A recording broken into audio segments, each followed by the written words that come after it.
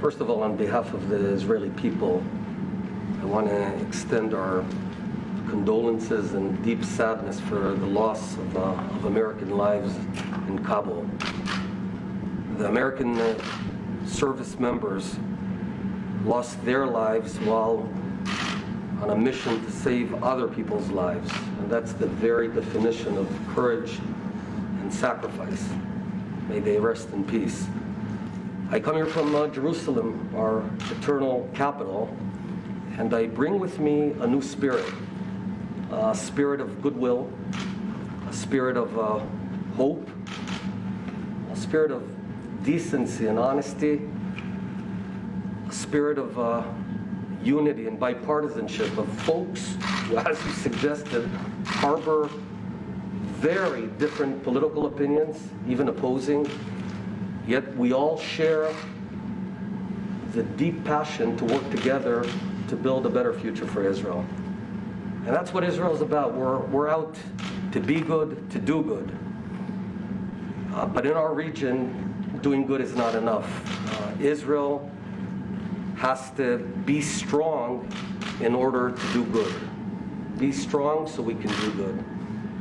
And we cannot lose sight of the toughest neighborhood in the world. We've got ISIS on our southern border, Hezbollah on our northern border, Islamic Jihad, Hamas, Iranian militias that surround us, and all of them want to kill us, kill Israelis. They all want to annihilate the Jewish state. And that's why Israel always has to be overwhelmingly stronger than any of our enemies, and indeed of all our enemies combined. And that's why I want to thank you, Mr. President, for helping yet again to fortify Israel's strategic advantage. Obviously, the main issue we're going to be talking about today here is Iran's race to a nuclear weapon.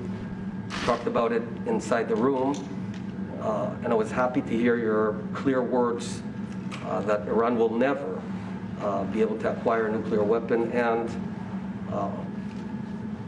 that you emphasize that you'll try the diplomatic route, but there's other options if that doesn't work out. So, you know, these very days illustrate what the world would look like if a radical Islamic regime acquired a nuclear weapon. That marriage would be a nuclear nightmare for the entire world. Iran is the world's #1 exporter of terror, instability, and human rights violations. And as we sit here right now, the Iranians are spinning their centrifuges in Natanz and Fordow. And we got to stop it. And we both agree. So we've developed a comprehensive strategy that we're going to be talking about with two goals. The first goal is to stop Iran on its regional aggression and start rolling him back into the box. And the second is to permanently keep Iran away from ever being able to break out a nuclear weapon. As I told you, Mr. President, Israel never had and never will ask America to send troops to defend ourselves. That's our job. We will never outsource our security.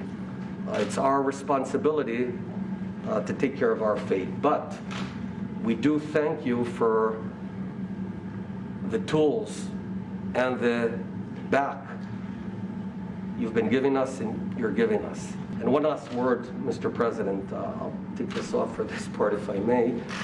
You're a man of faith, as am I.